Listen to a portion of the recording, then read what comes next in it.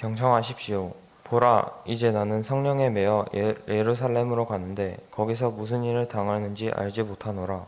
오직 성령이 각 성에서 내게 증언하여 결박과 환난이 나를 기다린다 하시나.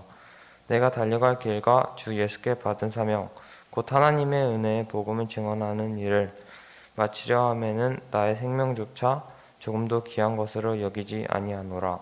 아멘.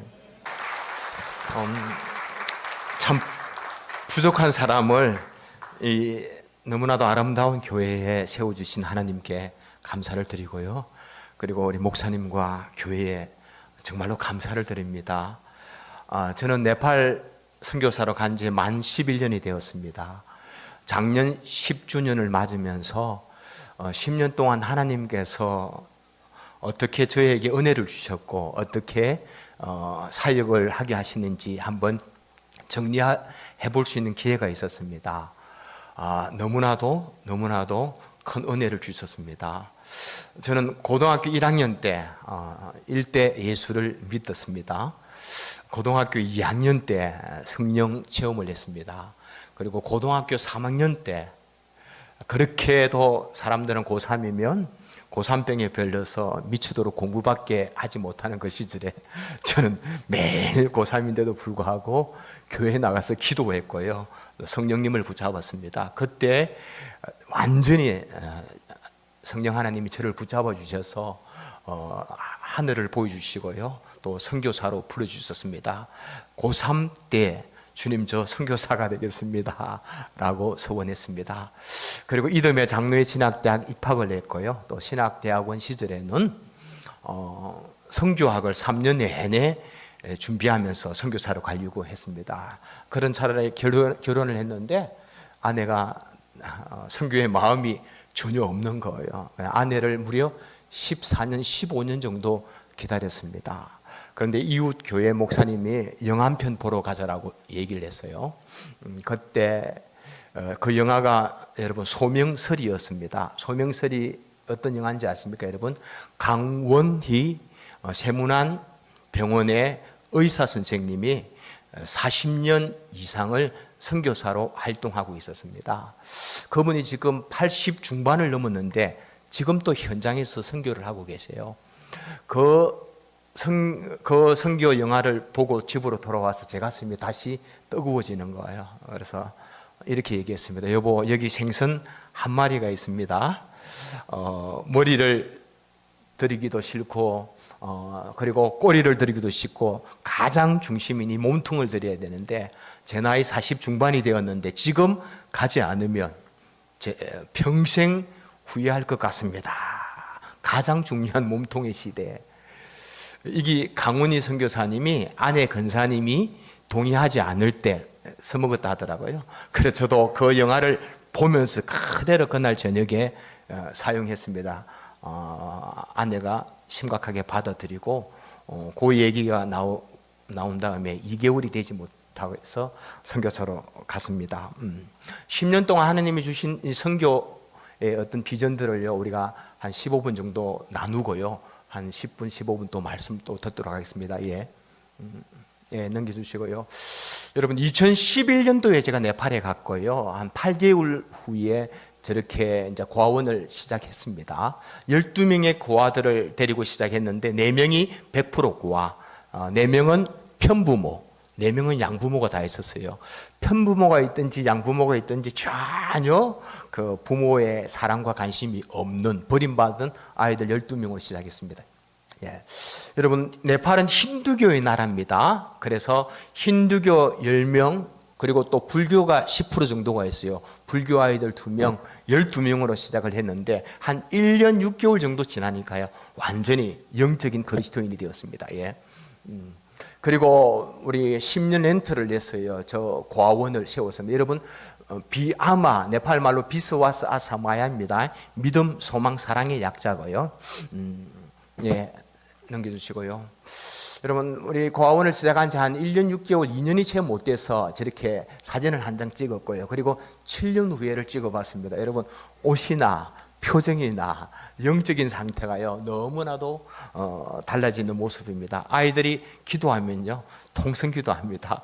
저는 장신대 다닐 때 하늘상기도원에 여름방학 겨울방학 때 주로 다녔습니다. 그 뜨거운 열정을 그대로 우리 아이들과 함께 나누는데요 기도하면 정말 통성기도합니다. 예.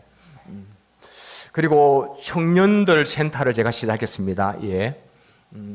그리고 드럼과 기타와 여러분 댄스나 키보드나 한국어 교실을 제가 시작했고요. 그리고 여러분 한국에서 패션 디자이너로 유명하신 패션 디자이너 분이 은혜를 받고 그리고 네팔에 패션 디자이너 선교사로 오셨어요. 그때 마침 우리 릴리, 자스민, 미나, 리따 제가 양육하고 있는 청년들이었는데 4명을 보냈습니다. 만 4년 가까이 지금 훈련받고 있고요. 그중에 리따라는 아이는 한 달 전에 제가 한국으로 나올 때 같이 나왔습니다. 왜? 한국에서 유학하고 있는 네팔 청년과 결혼을 했습니다. 제가 직접 주례를 했습니다. 얼마나 감사한지 모르겠습니다. 예. 여러분 청년 숙소에 매일 저녁 7시에 예배가 있습니다. 제가 전에는 쭉 가다가 그리고 때가 되어서 일주일에 한 번 정도 가다가 지금은 아예 안 갑니다. 왜? 제가 없어도 자기들끼리 충분히 예배를 드리기 때문에 그렇습니다. 예. 여러분 청년센터를 2020년에 5월 1일부터 3개월 정도 건축을 했습니다. 센터하고 그리고 그 예배당하고 이렇게 숙소하고 월세를 우리 하고 있습니다. 너무 비용이 많이 들어서 하나 짓게 해주십시오. 물론 저것도 렌터 땅 위에 건물을 우리가 직접 지어서 했습니다. 예. 저기에는 우리가 한 25명에서 30명의 청년들만 예배를 드립니다.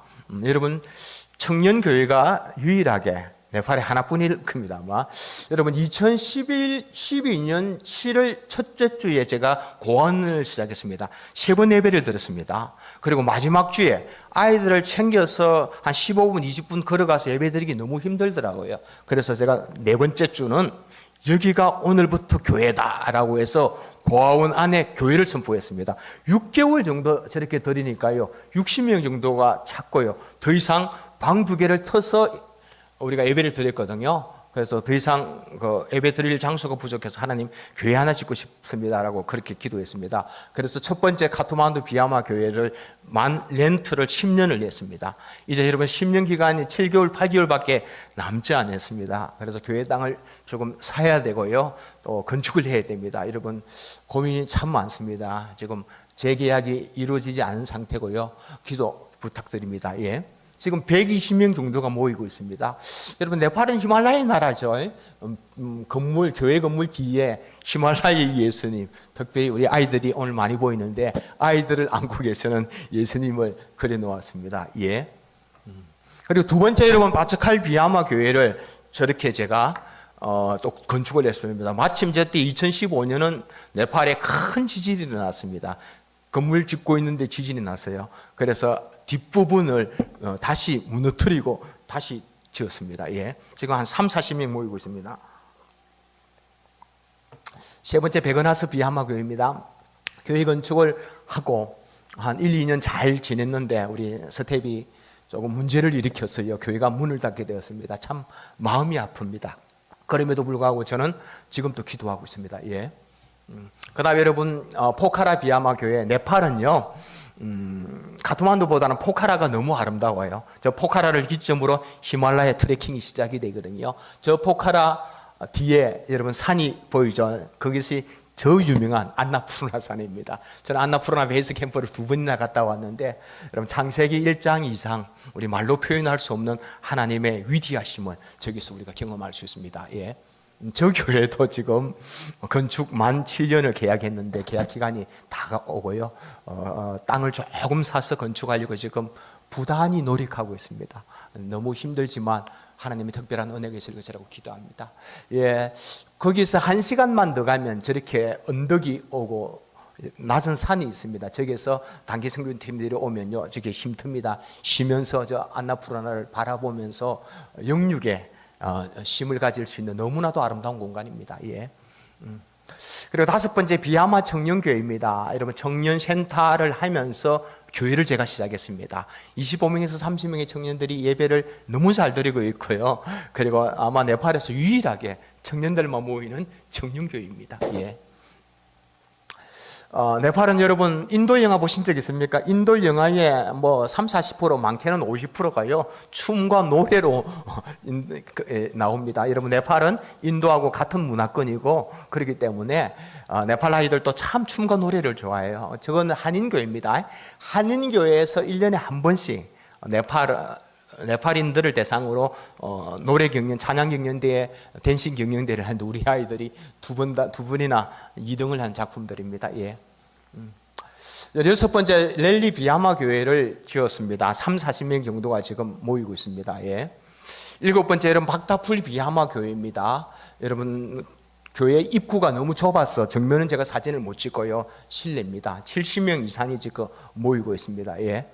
그 다음에 제가 8번째 마지막 막내 교회입니다. 여러분 제일 허술하게 교회를 지었어요. 여러분 보시다시피 바깥과 안이 너무 허술하게 지었는데도 불구하고 교회 외관하고는 상관없이 성령의 가장 열정적인 임재가 있고요. 그리고 지금 130명을 돌파를 했습니다. 우리 첫 번째 교회가 120명인데 그 9년 이후에 지은 저 마지막 막내 교회가 특별히 저렇게 많이 성장하고 있습니다. 예. 여러분 우리는 지금 2022년을 살고 있습니다. 그런데 네팔은 지금 2079년도입니다. 저도 달력 계산할 때 너무 힘들어요. 예. 2022년이라고 하는데 2079년 지금 네팔은요 7월입니다. 지금 네팔은 그 3월입니다. 달 계산도 하기 힘들죠. 57년 앞서갑니다. 그리고 새해는 항상 4월 14일입니다. 그러면 여러분 새해 2박 3일 7교회 우리 교인들을 다 불러 모으고 제가 2박 3일 집회를 합니다. 예. 여러분 네팔에는 2015년 엄청난 지진 7.3과 7.8은요 상상을 초월하는 지진입니다. 20층 아파트가 이렇게 있으면 아파트가 이렇게 흔들린다고 상상이 갑니까? 예. 그 엄청난 지진이 왔고요. 예.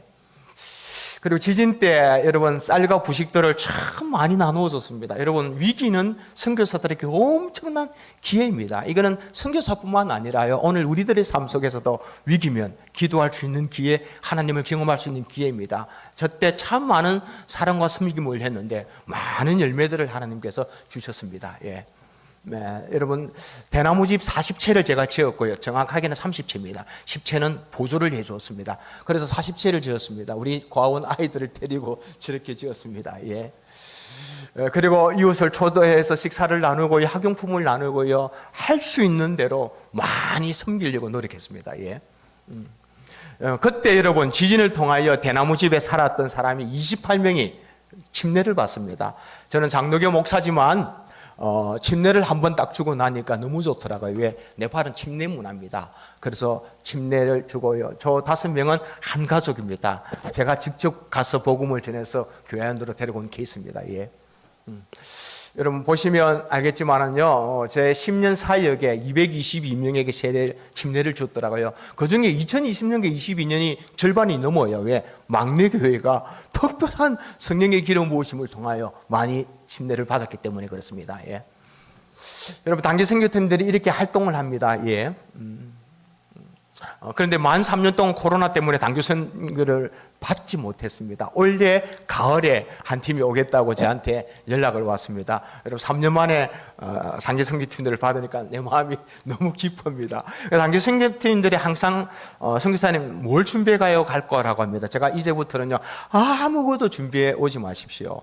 단 한 가지, 제 주변에는 청년들이 참 많은데 청년들과 함께 어차피 수도에서 이수도 두 번째 큰 도시 포카라로 오면은 2박 3일은 꼭 가게 되어 있습니다. 갈 때 우리 청년들 5명, 많게는 10명 정도는 데리고 여행 한번 해주십시오. 네팔은 워낙 가난하기 때문에요. 자국 여행조차도 못합니다. 그만큼 가난하기 때문에 그렇다는 얘기입니다. 예. 여러분 네팔에 제가 만 5년 동안 네팔에 갔어요. 네팔어를 매일 10시간씩 공부했습니다. 네팔어에 대한 한국어 자료가 하나도 없습니다. 그래서 제가 직접 책을 만들었습니다. 저 책을 통하여 우리 한국 선교사님들이 네팔에 300분이 계시는데 100분에게 제가 네팔을 가리키고요. 지금 또 월하면 가리키고 있습니다.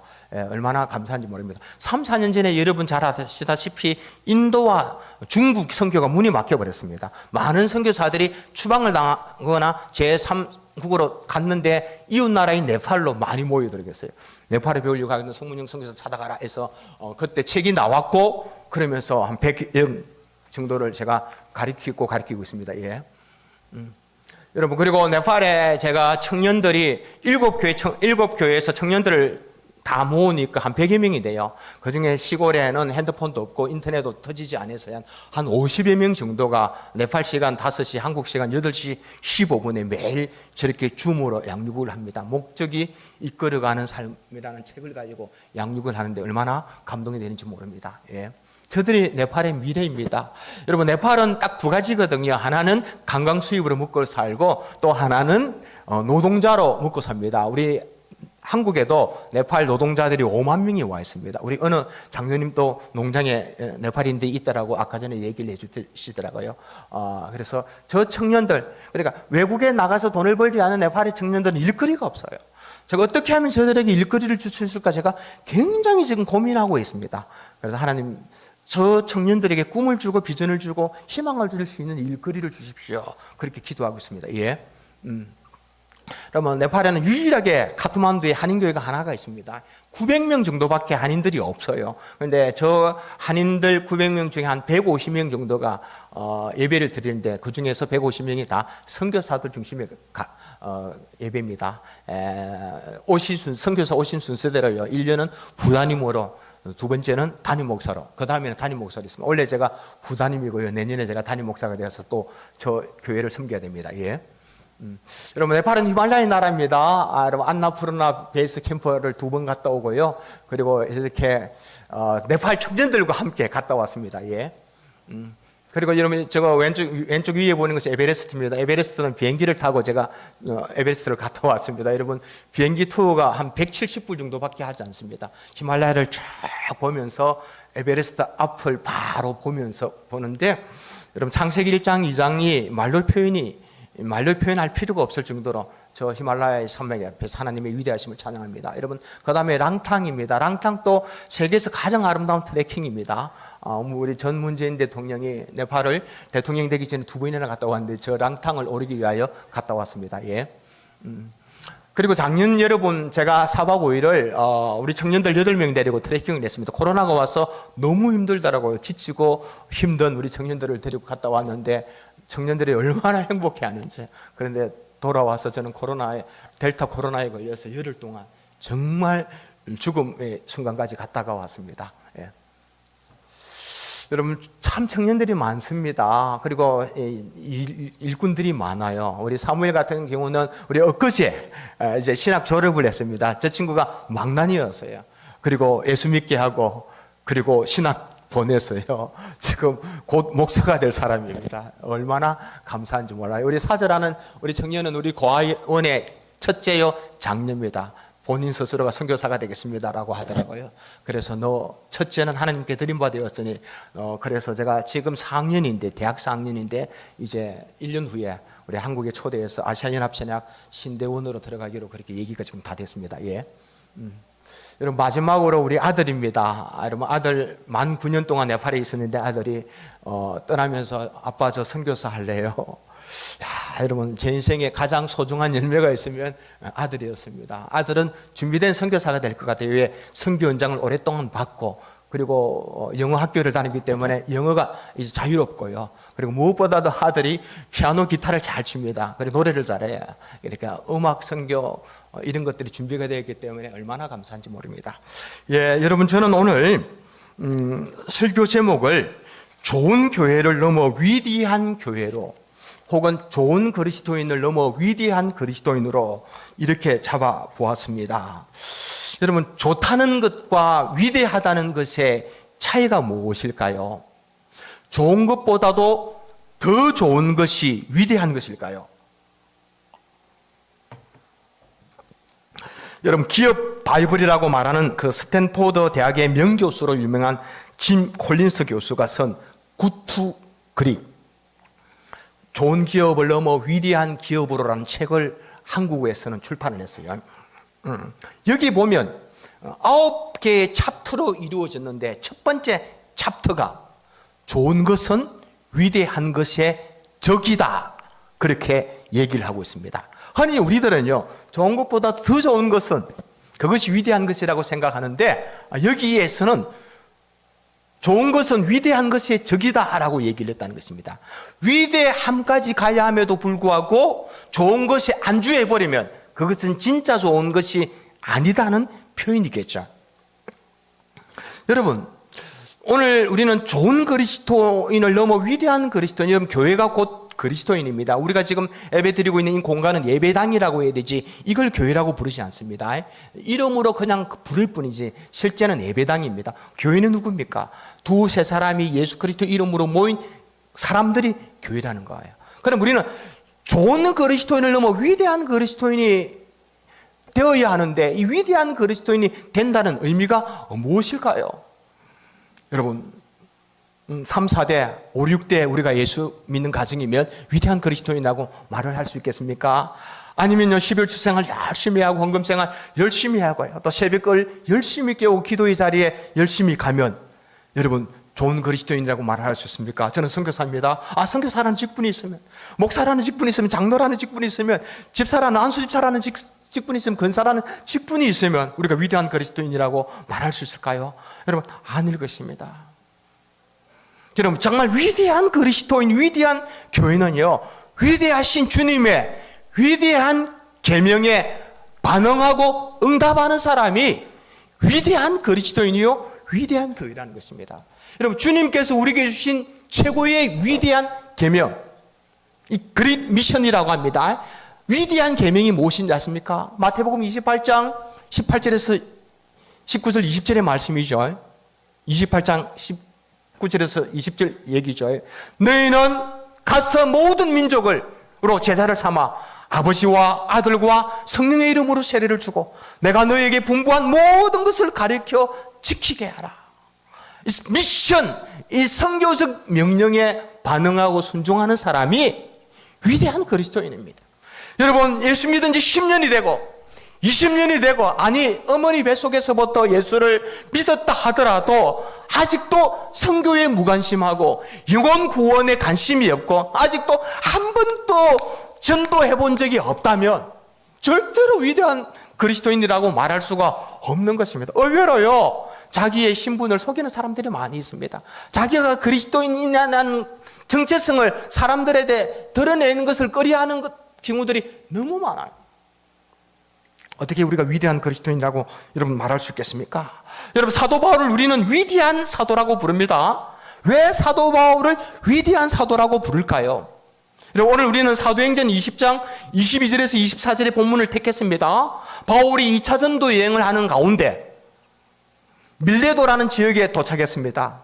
그리고 예루살렘으로 가려고 했습니다. 그리고 바울은 3년 동안 에베소라는 지역에서 목회를 했기 때문에 에베소에 대한 추억이 많습니다. 에베소를 지나서 예루살렘으로 가는 것이 아니라 밀레도에서 다이렉트로 가려고 했습니다. 그래서요, 에베소에 있는 장로님들을 밀레도에 초대를 했습니다. 그러면서 작별의 인사를 나눕니다. 그러니까요, 바울을 너무나도 존경하고 사랑했던 에베소의 장로님들은 바울에게 한 말이 무엇입니까? 선생님, 지금 예루살렘으로 들어가시면 안 됩니다. 왜? 지금 예루살렘에는 바울 선생님을 죽이기로 작정한 사람들이 너무 많기 때문에 지금 가시면 안 됩니다 라고 만류할 때 바울의 고백이 오늘 24절의 고백입니다. 나의 달려갈 길과 주 예수께 받은 사명 곧 은혜의 복음을 증거하기 위해서는 나의 생명을 조금도 귀한 것으로 여기지 아니하도다. 다시 말하면 바울을 왜 위대한 사도라고 말을 합니까? 복음에 미친 사람이기 때문입니다. 복음에 목숨을 걸었던 사람이기 때문입니다. 그리고 두 번째, 우리가 위대한 그리스도인이라는 무엇입니까? 여러분, 이 복음을 위하여 고난을 받고 그 고난을 받으면서도 불평하거나 원망하지 아니하고요, 감사와 감사와 찬송할 수 있는 사람이 위대한 그리스도인입니다. 여러분, 신앙생활 하다 보면 특별히 이방의 땅에서, 특별히 여러분 비기독교 국가에서 신앙생활하고 복음을 전하기란 굉장히 어렵습니다. 그 환난 가운데서, 핍박 가운데서도 여러분 불평하지 아니하고 감사할 수 있고 찬양할 수 있는 것이 진짜 위대함입니다. 바울은 수많은 고난과 역경 속에서도 불평과 원망이 아닌 감사와 찬송을 했습니다. 그 대표적인 부분이 여러분 사도행전 16장에 나옵니다. 바울이 2차 전도 여행을 하다가 빌립보라는 지역에 갔습니다. 그리고 복음을 전하다가 감옥에 갇히게 되었습니다. 여러분, 복음을 전하다가 감옥에 갇힌 심정 어떻습니까? 내가 왜 이러나? 신체 한탄을 할 수 있는 그 삶의 저항 가운데서도 바울은 어떻게, 바울과 신라는 어떻게 해요? 감사하면서 찬송했다고 했습니다. 그럴 때 옥문이 열리고 지진이 일어나서 여러분 구원의 역사, 생명의 역사가 나타났다고 얘기를 했습니다. 여러분, 코로나 시대를 맞고요, 또 여러 가지 어려운 상황에 맞으면서 우리가 힘들고 어려운 상황이 수없이 만나게 될 것입니다. 그럴 때마다 그리스도인들 하면 불평이나 원망하지 마시고요, 감사하시고 찬송하십시오. 여러분, 6개월 동안 지켜주신 하나님의 은혜에 감사를 해야 합니다. 주님이 우리에게 주신 최고의 선물, 예수님이면 충분합니다. 주님이 우리를, 나 같은 죄인을 구원해 주신 이 구원 하나면 일평생 죽어도 우리는 감사거리가 부족하지 않다는 것입니다. 그래서 여러분, 존 뉴턴 목사님, 여러분, 내게 만 개의 여러분 손이 있고 입이 있더라도 그 입을 가지고 하나님을 찬양하기에 부족하고, 손이 있으면 만 개의 손 가지고 하나님을 섬기기에 부족한 은혜를 우리가 받았음에도 불구하고 그 은혜는 까맣게 잊어버리고 작은 것 하나에 어떻게 해요? 우리가 실망하고 불평한다면 어떻게 우리가 위대한 그리스도인으로 설 수 있겠습니까? 여러분, 참 요즘 한국 상 아시죠? 복음을 전하기란 너무나도 어렵습니다. 이 상황 속에서 우리가 믿음으로 성화시킬 수 있기를 바라고요. 마지막 한 가지, 여러분, 자, 그럼 복음을 위하여 우리가 정말로 복음을 위하여 살다가 또 복음을 위하여 살기 위하여 힘쓰고 애쓰는 우리들이 어떻게 이 복음의 삶을 살까? 이 복음을 증거할 수 있을까? 여러분, 이 시대는 말은 통하지 않습니다. 오히려 말로 복음을 하면요, 어떻게 해요? 니나 예수를 믿으라고 하고 기독교에 대한 반감을 완전히 상실해 버립니다. 여러분, 행함과 진실함으로 참된 사랑과 섬김으로 복음을 전해야 합니다. 이것만이 이 시대를 살릴 수 있는 유일한 해답입니다. 온전한 자기 비움을 통하여 온전한 헌신과 온전한 사랑과 온전한 섬김이 아니고는 절대로 이 시대를 깨울 수가 없다는 것입니다. 여러분, 얼마 전 종교 호감도를 보니까요, 천주교 65%의 호감이 있대요. 불교 65% 호감이 있대요. 기독교 25%밖에 되지 않았습니다. 25%라는 것은요, 20%의 크리스찬들을 빼버리면 5%가 되지 않습니다. 이것은 무엇입니까? 호감의 차원이 아니라 기독교에 대한 엄청난 반감을 가지고 있다는 것입니다. 지금 한국 교회는 절망적입니다. 희망이 보이지 않습니다. 이때 우리는 어떻게 해요? 말로서 복음이 아니라 행함과 진실함으로, 온전한 사랑과 온전한 낮아지심과 온전한 죽어지심으로 이 시대를 깨우지 않으면 안 된다는 것입니다. 여러분, 세계가 낳은 여류작가, 일본이 낳은 여류작가 미우라야코라는 분을 아시죠? 그가 50년대 폐병 사기가 되었습니다. 50년대 폐병 사기는 곧 죽음을 의미합니다. 그 병원에 있는 그에게 한 남자가 찾아와서요, 청혼을 합니다. 우유곡절 속에 치유가 되어서 두 번의 결혼을 하죠. 그리고 어떻게 해요? 남편이 회사원 생활을 하는데 너무나도 가난하고 힘들기 때문에 뮤라이코가 조그마한 구멍가게를 냅니다. 구멍가게가 너무 잘 되었습니다. 왜? 뮤라이코의 삶의 원칙, 이 경영의 원칙, 이 구멍가게의 원칙이 있는데 그것은 골로새서 3장 23절의 말씀을 붙잡았습니다. 무슨 일을 하든지 마음을 다하여 죽게 하듯 하고 사람에게 하듯 하지 말라. 이 말씀이 그의 삶의 원칙이었고 경영 원칙이었습니다. 그래서 구멍가게에 오는 사람들을 보면 사람으로 보지 않고 돈으로 보지 않고 손님으로 보지 않고 예수님으로 봤다는 것입니다. 자기 집에 예수님이 오면요, 우리는 온몸을 다하여 섬길 수밖에 없습니다. 그러니까요, 어떻게 해요? 그 동네에 구멍가게가 5개가 있었는데 뮤라이코의 구멍가게만 다 됐습니다. 잘 됐다는 것입니다. 어느 날 어떻게 해요? 남편이 늦게 왔을 때 여전히 아내가 11시가 넘었는데도 불구하고 여러분 일을 하고 있었습니다. 그럴 때 아내가 이렇게 얘기했습니다. 뮤라이코가, 여보, 이제 우리가 구멍가게가 아니라 대형 숲으로 우리가 확장을 해야 되겠어. 너무너무 잘 돼. 그 얘기를 듣는 순간에 남편이 고민을 하더만은요, 이렇게 얘기를 합니다. 여보, 우리 가게가 잘 되는 것을 내가 얘기 들었어. 그럼 다른 가게는 잘 안 되고 힘들 거야. 오늘부터 물건을 줄이고 다른 가게에 사람들을 나누어줘. 이렇게 얘기를 했습니다. 여러분, 센스 있는 믿음 있는 미우라이과의 정신이 번쩍 들고요. 오히려 확장이 아니라 축소를 하기 시작했고요. 사람들을 나누어주기 시작했습니다. 그러다 보니까 어떻게 해요? 그렇게 바쁜 그의 삶이 어떻게 해요? 시간이 남게 되었고요. 그 속에 잠재된 이 소설가로서의 기질을 그때부터 발휘하기 시작했습니다. 그리고 그 첫 번째 작품이 유명한 빙점이라는 작품이 나오게 되고, 이 빙점 한 편이 여러분 일본을 강타한 뿐만 아니라 세계를 강타했습니다. 최고의 여성 소설가로 그를 세워나왔다는 것입니다. 만약에 미우라야코가 좋은 그리스도인에 머물렀다면요, 열심히 사업을 해서 열심히 11조하고 열심히 선한 봉사를 했을 것입니다. 그러나 그것이 목적이 아니거든요. 우리는 어떻게 해요? 남이 힘들어하고 남이 어려울 때 내가 돕지 못하고 섬기지 못한 자기만의 잘되면요, 이것은 성공이라고 얘기를 하지 않는 것입니다. 여러분, 굿투그릿, 좋은 기업을 넘어 위대한 기업으로서 여기서 하고 싶은 얘기가 이것입니다. 여러분, 정말 위대한 기업은요, 만약에 대기업이면 하청기업들이 있을 거 아닙니까? 하청기업들과 함께 잘 돼야 되는 겁니다. 상생하지 않고 잘 되는 것은 결코 좋은 기업이라고 얘기할 수 없고 좋은 교회라고 얘기할 수가 없다는 것입니다. 우리 교회가 잘 되는데 이웃 교회, 옆 교회는 어떻게 해요? 문을 닫을 형편이다. 이건 아니라는 얘기입니다. 정말 오늘 이 시대를 깨울 수 있는 유일한 해답이 있다면요, 미우라야코의 남편처럼 온전한 자기 비움과 이웃을 향한 온전한 사랑과 섬김이 있을 때만이 가능합니다. 여러분, 이런 사람을 우리가 위대한 그리스도인이라고 얘기할 수 있을 것입니다. 오늘 여기 모인 우리 모두가 평범한 그리스도인에 지나지 않고 좋은 그리스도인에 지나지 않고 위대한 그리스도인이 되어서 여러분, 하나님의 나라에 크게 쓰임받는 우리 모두가 될 수 있기를 간절히 바랍니다. 기도하겠습니다. 하나님, 너무나도 감사합니다. 오늘 이 시간 주님 앞에 나와 예배하는 주의 백성들을 기억하시고 평범한 그리스도인을 넘어 좋은 그리스도인을 넘어 좋은 교회를 넘어 위대한 그리스도인이 되어 하나님을 기쁘시게 이웃을 행복하게 세상을 아름답게 하는 축복의 통로자들로 다 세워 주옵소서. 우리 구주 예수님의 이름으로 기도하옵나이다. 아멘.